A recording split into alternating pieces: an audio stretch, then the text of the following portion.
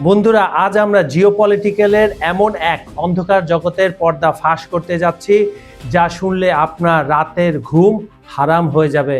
পর্দার আড়ালে কি ভয়ঙ্কর খেলা চলছে। ট্রাম্প এবং শি জিনপিংয়ের হাই ভোল্টেজ বৈঠকের ঠিক আগ মুহূর্তে কেন ফাঁস হলো চীনের গোপন মহানথি। কেন ইরানকে বাঁচাতে নিজের সবটুকু উজাড় করে দিচ্ছে বেইজিং। খবর সংযোগের বিশ্লেষণমূলক অনুষ্ঠানের আজকের ভিডিওতে আমরা প্রমাণসহ দেখাবো কিভাবে হংকংয়ের ছায়া কোম্পানি আর চিপ প্রযুক্তির মাধ্যমে আমেরিকার চোখে ধুলো দিচ্ছে ইরান চীন জোট। শুধু তাই নয়, পেন্টাগনের গোপন ফাইল থেকে বেরিয়ে এসেছে এক রূঢ় সত্য। আমেরিকার অস্ত্রাগার এখন প্রায় শূন্য। টমাহক মিসাইল ফুরিয়ে আসছে আর সুপার পাওয়ার আমেরিকা এখন নিজের অস্তিত্বের সংকটে। অন্যদিকে ইসরায়েলের ভেতর থেকে আসে সেনাপতনের সেই হাহাকার। সৈন্যরা এখন ক্লান্ত, রণক্লান্ত। তবে কি মধ্যপ্রাচ্যের মানচিত্র থেকে মুছে যেতে বসেছে চেনা অনেক শক্তি?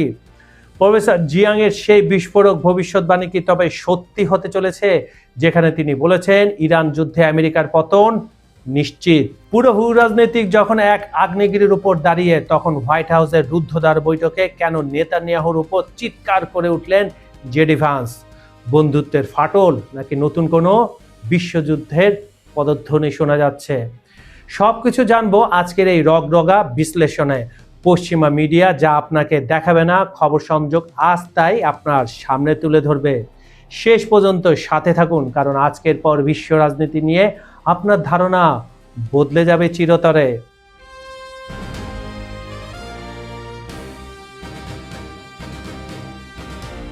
এসএমআইসির চিপ তৈরির সরঞ্জাম ইরানে পাঠানোর যে তথ্য ফাঁস হয়েছে, তার সময়কালটি অত্যন্ত তাৎপর্যপূর্ণ।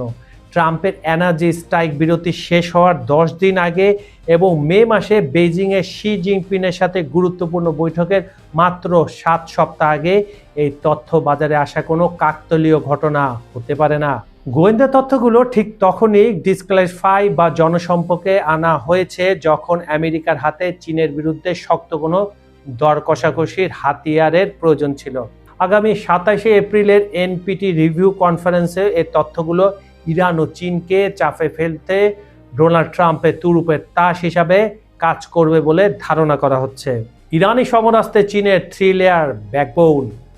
চীনের সহযোগিতার যে প্রণালীজি বা ধারাবাহিকতা এখানে উঠে এসেছে, তা ইরানের সামরিক সক্ষমতাকে এক নতুন লেভেলে নিয়ে গেছে। প্রথমত রয়েছে ইরানের ব্যালিস্টিক মিসাইলগুলো এখন চীনের বেইডু স্যাটেলাইট নেটওয়ার্ক ব্যবহার করে লক্ষ্যভেদে নির্ভুল হয়ে উঠেছে। আমরা দেখছি যেখানে হিট করতে যাচ্ছে সেখানে ইরানি হাইপারসনিক মিসাইলগুলো হিট করছে। এর পেছনে রয়েছে চীনের সেই স্যাটেলাইটের ক্যারিশমা। এরপরে রয়েছে রকেটের জ্বালানি বা সলিড প্রপেল্যান্ট হিসাবে ব্যবহার হচ্ছে চীন থেকে আসা 1000 টন সোডিয়াম পারক্লোরাইড, যাতে অন্তত 300টি মিসাইল তৈরি করা সম্ভব। আর তৃতীয় স্তরে রয়েছে ড্রোনের নেভিগেশন ও সেন্সর প্রযুক্তি, যা হংকংয়ের অন্তত 6টি ছায়া কোম্পানির মাধ্যমে ইরানে পৌঁছেছে। এখন এসএমআইসির সরবরাহ করা চিপ তৈরির সরঞ্জাম এই পুরো গাইডেন্স সিস্টেমকেও স্বয়ংসম্পূর্ণ করে তুলেছে।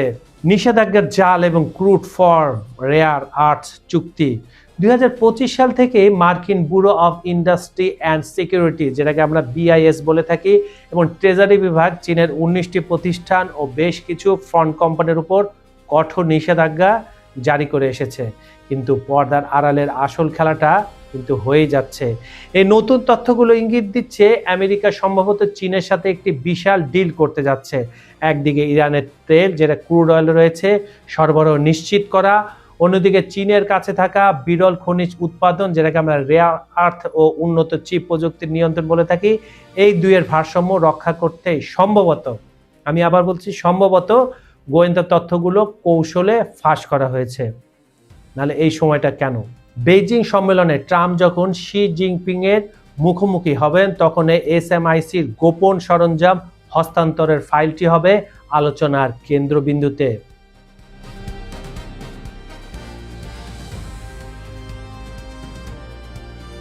দুই সালে যুদ্ধবিরতির পর যে স্বস্তির নিঃশ্বাস ফেলছিল ইসরায়েল, মানে গত বছর যে 12 দিনের, জুন মাসে শুরু হওয়া 12 দিনের যুদ্ধটা হয়েছিল, সেই যুদ্ধের কথা বলা হচ্ছে। আর তা নিমেষেই মিলিয়ে গেছে ইয়েমেন থেকে আসা ব্যালিস্টিক ক্ষেপণাস্ত্র গর্জনে। আমরা জানি 28 তারিখ থেকে ইসরায়েল আবার অ্যাটাক করেছে, তারপরে একদিকে ফিলিস্তিন অ্যাটাক করছে, এখন আবার নতুন করে ইয়েমেন থেকে ক্ষেপণাস্ত্র হামলা হচ্ছে। একদিকে ফিলিস্তিন ও পশ্চিম তীরের ধিকি ধিকি জ্বলতে থাকা আগুন, অন্যদিকে লেবাননের সীমান্তে ইরানের প্রক্সি বাহিনীর মুহুর্মুহু আক্রমণ। এরই মাঝে আবার ইয়েমেনে ইরানি প্রক্সি যোদ্ধারা এই থার্ড ফ্রন্ট বা তৃতীয় ফ্রন্ট ওপেন করা ইসরায়েলি প্রতিরক্ষা ব্যবস্থার জন্য এক মরণ ফাঁদ হয়ে দাঁড়িয়েছে। তার মানে আপনি খেয়াল করবেন বন্ধুরা, পুরো ইসরায়েলের চারপাশ থেকে ঘিরে এখন অ্যাটাকটা হচ্ছে।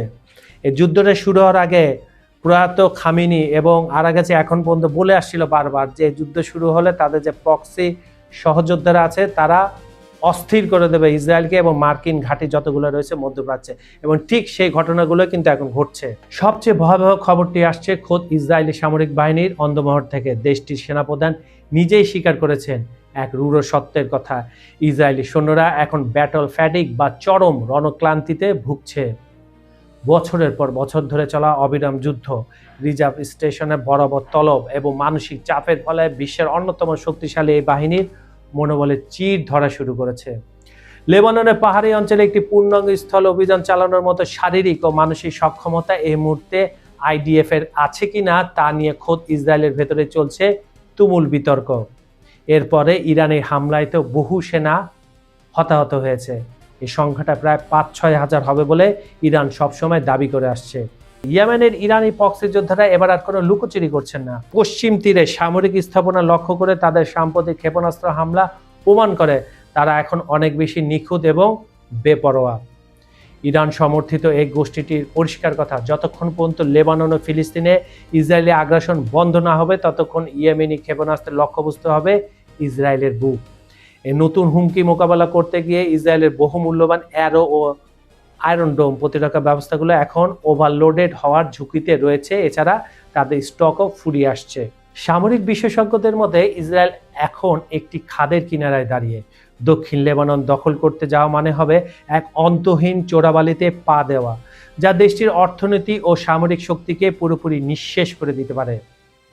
একদিকে সৈন্যদের ক্লান্তি, অন্যদিকে ৩ দিক থেকে ধেয়ে আসা ক্ষেপণাস্ত্র, সব মিলিয়ে তেল আবিবকে এখন তাদের রণকৌশল নতুন করে সাজাতে হবে।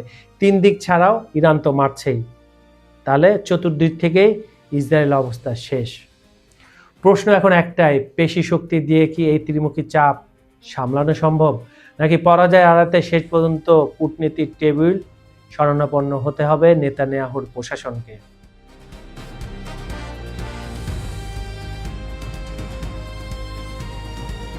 ভূ রাজনৈতিক অঙ্গনে এখন টানটান উত্তেজনা। সমরবিদ থেকে শুরু করে আন্তর্জাতিক বিশ্লেষক সবার নজর এখন মধ্যপ্রাচ্যের দিকে। তবে সাম্প্রতিক সময় সবচেয়ে বেশি শোরগোল ফেলে দিয়েছেন প্রখ্যাত চীনা সমর বিশেষজ্ঞ ও আন্তর্জাতিক সম্পর্ক বিশ্লেষক প্রফেসর জিয়াং। তার পরিষ্কার কথা, যদি যুক্তরাষ্ট্র ইরানের বিরুদ্ধে আরও বেশি অ্যাগ্রেসিভ যুদ্ধ শুরু করে বা জড়িয়ে পড়ে, তবে ওয়াশিংটনের কপালে চরম বিপর্যয় অপেক্ষা করছে। তার মতে এটি কোনো সাধারণ যুদ্ধ হবে না, বরং এটি হবে আমেরিকার পতনের শুরু। কেন হারবে super power America? Professor Jiang তার বিশ্লেষণে বেশ কিছু অকাট্য যুক্তি তুলে ধরেছেন, যা পেন্টাগনের কপালে চিন্তার ভাঁজ ফেলার জন্য যথেষ্ট।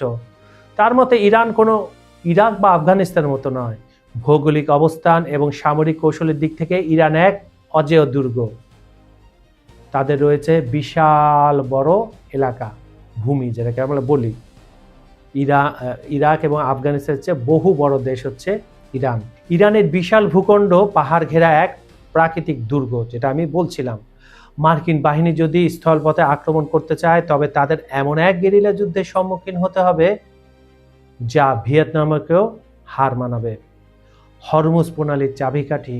জিয়াংয়ের মতে ইরান তাদের সবচেয়ে বড় অস্ত্র হিসাবে ব্যবহার করবে হরমুজ প্রণালীকে। বিশ্বের 1/3 জ্বালানি তেল এই পথ দিয়েই এখন যায়। ইরান এখন এটি বন্ধ করে দিয়ে বিশ্ব অর্থনীতিতে ভূমিকম্প সৃষ্টি করেছে। আর এর ফলে আমেরিকার যুদ্ধে খরচ যোগাবে নাকি ধসে পড়া অর্থনীতি সামলাবে, দোটানায় পড়ে যাবে তারা। ইরানের ড্রোন প্রযুক্তি এবং শক্তিশালী মিসাইল প্রোগ্রাম এখন আর গোপন কিছু নয়। আমেরিকার অত্যাধুনিক রণতরী বা বিমানবাহী জাহাজগুলো ইরানের সস্তা কিন্তু কার্যকর ক্যামিকাজি ড্রোন এবং হাইপারসনিক মিসাইলের সামনে সহজ লক্ষ্যবস্তু হয়ে দাঁড়াচ্ছে।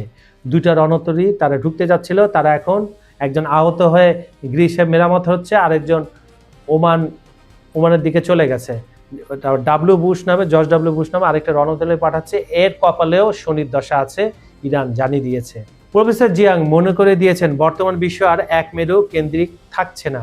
ইরান একা কিন্তু লড়ছে না, পর্দার আড়ালে থেকে রাশিয়া তাদের অত্যাধুনিক আকাশ প্রতিরক্ষা ব্যবস্থা দিয়ে ইরানকে সাহায্য করছে, আর চীন নিশ্চিত করছে ইরানের অর্থনৈতিক মেরুদণ্ড যেন ভেঙে না পড়ে।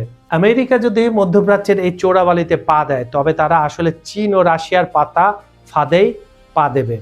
এতে আমেরিকার সামরিক শক্তি ও বিশ্বজুড়ে তাদের প্রভাব দ্রুত ক্ষয়ে যাবে, তখন এগিয়ে যাবে রাশিয়া এবং চীন। জিয়াং এর বর্ণনা অনুযায়ী এর যুদ্ধ হবে দীর্ঘস্থায়ী এবং রক্তক্ষয়ী। মার্কিন জনমত ইতিমধ্যে অন্তহীন যুদ্ধের বিরুদ্ধে। কফিনবন্দি হাজার হাজার সৈন্য যখন দেশে ফিরতে শুরু করবে, তখন ওয়াশিংটনের রাজপথে বিদ্রোহ শুরু হবে। অর্থনৈতিক মন্দা, তেলের আকাশচুম্বী দাম এবং সামরিক পরাজয় সব মিলে আমেরিকা তার সুপার পাওয়ার তকমা হারাবে চিরতরে। প্রফেসর জিয়াং এর এই ভবিষ্যৎবাণী কেবল একটি সতর্ক বার্তা নয়, বরং এটি পশ্চিমা দম্ভের বিরুদ্ধে এক চরম হুঁশিয়ারি। ইতিহাস কি তবে সেই পথেই হাঁটছে? সময় বলে দেবে জিয়াং কতটা নির্ভুল ছিলেন। তিনি নির্ভুল কিন্তু দুইটা ক্ষেত্রে হয়ে গেছেন। তিনি বছরখানেক আগে 3টা প্রেডিকশন করেছিলেন। নাম্বার 1 ছিল নভেম্বরের নির্বাচনে ট্রাম্প জয়ী হবে, সেটা হয়ে গেছে।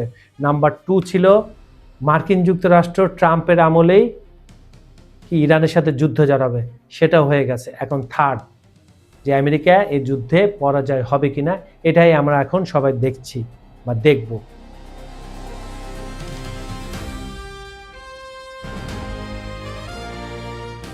মধ্যপ্রাচ্যের রণক্ষেত্রে ইরানি লক্ষ্যবস্তুতে গত 4 সপ্তাহে বৃষ্টির মতো ঝরেছে টমাহক ক্রুজ ক্ষেপণাস্ত্র। পেন্টাগনের হিসাব মতে এই স্বল্প সময়ে ব্যবহার করা হয়েছে 850টিরও বেশি ক্ষেপণাস্ত্র। আকাশপথে 1000 মাইল পাড়ি দিয়ে নিখুঁত নিশানায় আঘাত হানতে সক্ষম এই তুরুপের তাস এখন মার্কিন অস্ত্রাগারে শেষের পথে। সামরিক পরিভাষায় যাকে বলা হচ্ছে ইউনচেস্টার, অর্থাৎ গোলাবারুদ প্রায় শূন্যের কোঠায়। যে গতিতে ক্ষেপণাস্ত্র খরচ হচ্ছে, সে তুলনায় উৎপাদনের গতি অত্যন্ত ধীর। বছরে মাত্র কয়েকশো টমাহক তৈরি করা সম্ভব। ফলে বিশ্বের সুপার পাওয়ার এখন নিজেরাই অস্ত্র ফুরিয়ে যাওয়ার ভয়ে কাটা হয়ে আছে। অস্ত্র ফুরিয়ে গেলে চাইলেই কি তা বাজার থেকে কিনে আনা সম্ভব? উত্তরটা মোটেও সহজ নয়। একটি টমাহক ক্ষেপণাস্ত্রের দাম প্রায় $3.6 মিলিয়ন। শুধু অর্থ থাকলেই হবে না, একটি ক্ষেপণাস্ত্র তৈরি করে যুদ্ধের ময়দানে পাঠাতে সময় লাগে প্রায় 2 বছর। পেন্টাগন এখন মরিয়া হয়ে উচ্চ পর্যায়ের বৈঠকে বসছে উৎপাদন বাড়ানোর জন্য, কিন্তু বর্তমান বাস্তবতায় এর দীর্ঘসূত্রতা মার্কিন সামরিক সক্ষমতাকে বড় ধরনের চ্যালেঞ্জের মুখে ঠেলে দিয়েছে, এবং এটাই ইরান চাচ্ছিল। কারণ শুধু টমাহক নয়, ইরান যে সস্তা ড্রোন আর ক্ষেপণাস্ত্র মারছে, এগুলা ইন্টারসেপ্ট করার জন্য তারা যে ক্ষেপণাস্ত্রগুলো মারছে, এগুলো খুব দামি এবং এগুলো খুব দ্রুত শেষের পথে।